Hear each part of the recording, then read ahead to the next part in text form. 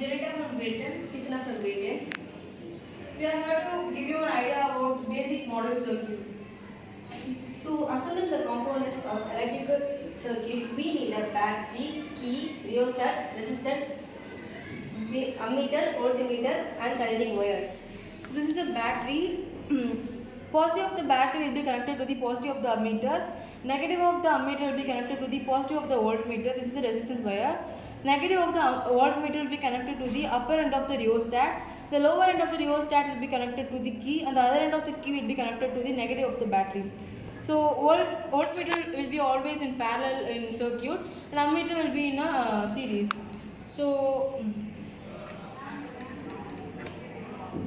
this is a variable resistance. It can be adjusted up to 30 ohms.